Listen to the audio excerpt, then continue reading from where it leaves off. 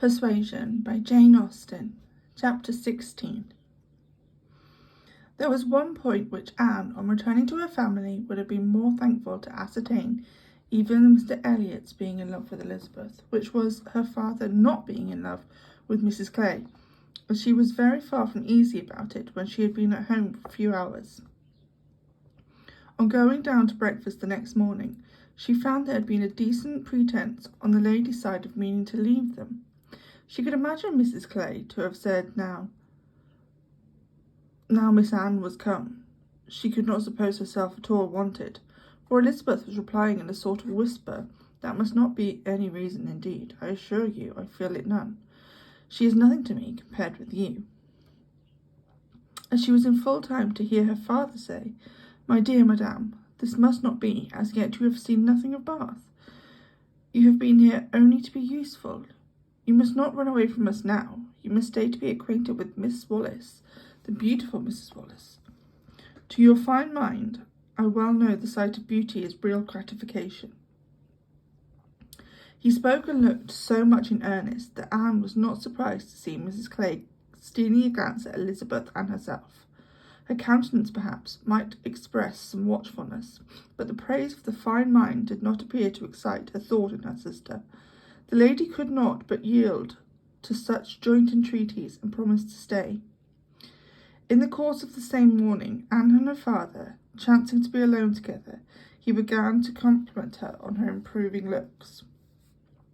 He thought her less thin in her person and her cheeks, her skin, her complexion greatly improved, clearer, fresher. Had she been using anything in particular? No, nothing. Merely Gowland, he supposed. No, nothing at all. Ha! He was surprised at that, and added, "Certainly you cannot do better than to continue as you are. You cannot do better than well. Or I should recommend Gowland, the constant use of Gowland during the spring months. Mrs. Clay has been using it at my recommendation, and you see what it's done for her. You see how it has carried away her freckles." If Elizabeth could have heard this, such personal praise might have struck her, especially as it did not appear to Anne that the freckles were at all lessened, but everything must take its chance. The evil of a marriage would be diminished if Elizabeth were also to marry. As for herself, she might always command a home with Lady Russell. Lady Russell's composed mind and polite manner were put to some trial on this point in her intercourse in Camden Place. The sight of Mrs. Clay in such favour, and of Anne so overlooked, was a perpetual provocation to her there, and vexed her as much when she was away, as a person in Bath who drinks the water, gets all new publications, and has a very large acquaintance, has time to be vexed. As Mr. Elliot became known to her, she grew more charitable, or more indifferent towards the others. His manners were an immediate recommendation, and on conversing with him she found the solid so fully supporting the superficial, that she was at first, as she had told Anne, almost ready to exclaim, "Can this be Mr. Elliot?" and could not seriously picture to herself a more agreeable or estimable man. Everything united in him, good understanding, correct opinions, knowledge of the world, and a warm heart. He had strong feelings of family attachment and family honour, without pride or weakness. He lived with the liberality of a man of fortune, without display. He judged for himself in everything essential, without defying public opinion on any point of word decorum. He was steady, observant, moderate, candid, never run away with by spirits or by selfishness, which fancied itself strong feeling, and yet with a sensibility to what was amicable and lovely, and a value for all the felicities of domestic life, which characters of fancied enthusiasm and violent agitation seldom really possess. She was sure that he had not been happy in marriage.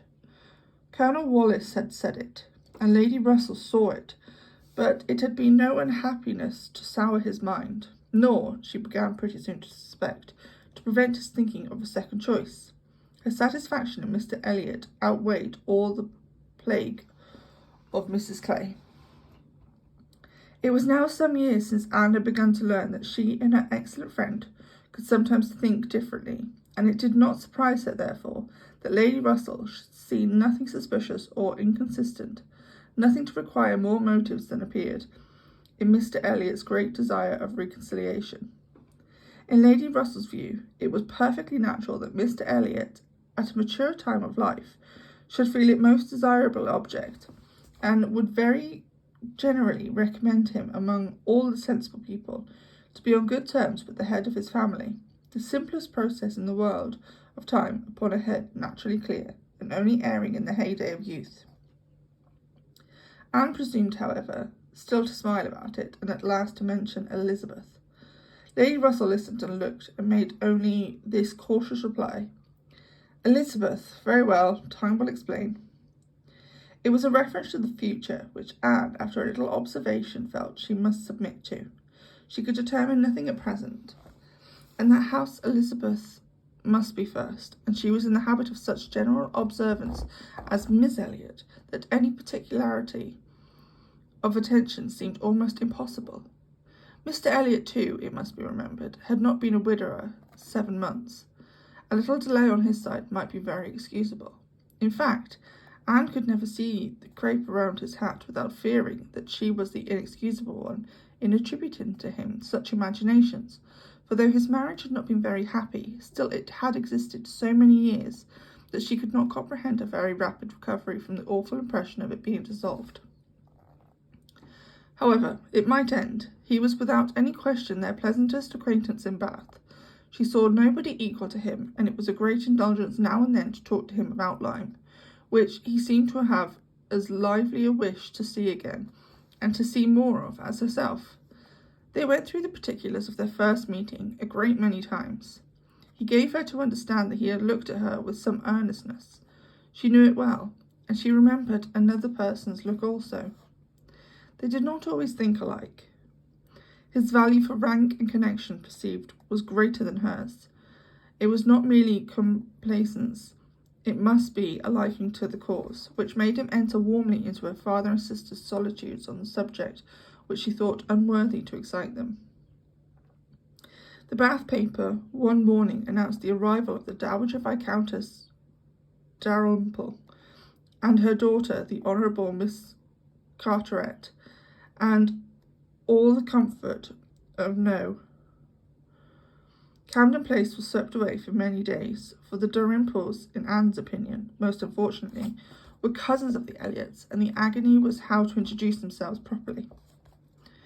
Anne had never seen her father and sister before in contact with nobility, and she must acknowledge herself disappointed. She had hoped better things from their high ideas of their own situation in life, and was reduced to form a wish which she had never foreseen, a wish that they had more pride, for our cousins Lady Dalrymple and Miss Carteret, our cousins the Dalrymples, sounded in her ears all day long. Sir Walter had once been in company with the late Viscount, but had never seen any of the rest of the family, and the difficulties of the case arose from there having been suspension of all intercourse by letters of ceremony. Ever since the death of that late Viscount, when in consequence of a dangerous illness of Sir Walter's at the same time, there had been a lucky omission to Kellynch. No letter of condolence had been sent to Ireland. The neglect had been visited on the head of the sinner, for when poor Lady Elliot died herself, no letter of condolence was received at Kellynch, and consequently there was but too much reason to apprehend that the Dalrymples considered the relationships closed. How to have this anxious business set to rights and be admitted as cousins again was the question, and it was a question which, in a more rational manner, neither Lady Russell nor Mr. Elliot thought unimportant.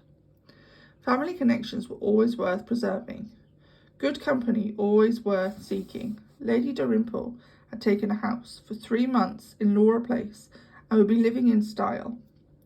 She had been at Bath the year before, and Lady Russell had heard her spoken of as a charming woman. It was very desirable that the connection should be renewed, if it could be done without any compromise of propriety on the side of the Elliots.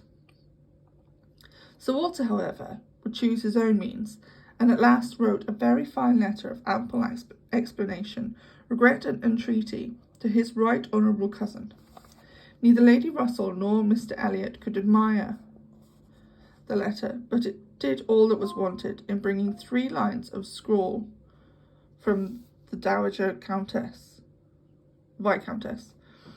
She was very much honoured and should be happy in their acquaintance. The toys of the business were over. The sweets began. They visited in Laura Place, where they had cards of Dowager Viscountess Dalrymple and the Honourable Miss Carteret to be arranged wherever they must be most visible, and our cousins in Laura Place, Lady Dalrymple and Miss Carteret, were talked of to everybody. Anne was ashamed. Had Lady Dalrymple and her daughter even been very agreeable, she would still have been ashamed of the agitation they created. But they were nothing. There were no superiority of manner, accomplishment, and understanding. Lady Dalrymple had acquired the name of a charming woman because she had a smile and a civil answer for everybody. Miss Carteret, with still less to say, was so plain and so awkward that she had never been tolerated in Camden Place but for her birth. Lady Russell confessed that she had expected something better, but yet it was an acquaintance worth having. And when Anne ventured to speak her opinion of them to Mr. Elliot, he agreed to their being nothing in themselves, but still maintained that, as a family connection, as good a company as those who collect good company around them, they had their value. Anne smiled and said, "My idea of good company, Mr. Elliot, is the company of clever, well-informed people who have a great deal of conversation. That is what I call good company." "You are mistaken," he said gently. "That is not good company. That is the best. Good company requires only birth, education, and manners, and with regard to education, it is not very nice. Birth and good manners are essential, but a little learning is by no means a dangerous thing in good company. On the contrary, it will do very well. My cousin Anne shakes her head. She is not satisfied. She is fastidious, my dear cousin," sitting her down. "You have a better right to be fastidious than almost any other woman I know. But will it answer? Will it make you happy? Will it not be wiser to accept the society of those good ladies in Laura Place, and enjoy all the advantages of the connection as far as possible? You may depend upon it that they will move in the first set in Bath this winter, and as rank is rank, your being known to be related to them will have its use in fixing your family, our family, let me say, in that degree of consideration which we must all wish for." "Yes," sighed Anne, "we shall, indeed, be known to be related to them." Then, recollecting herself and not wishing to be answered, she added, "I certainly do think there has been far too much trouble taken to procure this acquaintance, I suppose. I have more pride than any of you, but I confess it does vex me that we should be so solicitous to have the relationship acknowledged, which we may be very sure is a matter of perfect indifference to them." "Pardon me, dear cousin, you are unjust in your own claims. In London, perhaps, in your present quiet style of living, it might be, as you say, but in Bath, Sir Walter Elliot and his family will always be worth knowing, always acceptable as acquaintance." "Well," said Anne, "I certainly am proud, too proud to enjoy a welcome which depends so entirely upon place." "I love your indignation," he said. "It is very natural, but here you are in Bath, and the object is to be established here with all the credit and dignity which ought to belong to Sir Walter Elliot. You talk of being proud. I am called proud, I know, and I shall not wish to believe myself otherwise, for our pride, if investigated, would have the same object. I have no doubt that the kind may seem a little different. In one point, I am sure, my dear cousin," he continued, speaking lower, though there was no one else in the room, "in one point I am sure we must feel alike. We must feel that every addition to the family's, your father's society, among his equals and superiors, may be used in diverting his thoughts from those who are beneath him." He looked, as he spoke, to the seat in which Mrs. Clay had been lately occupying. A sufficient explanation of what he particularly meant, and though Anne could not believe in their having the same sort of pride, she was pleased with him for not liking Mrs. Clay, and her conscience admitted that his wishing to promote her father's getting great acquaintances was more than excusable in the view of defeating her.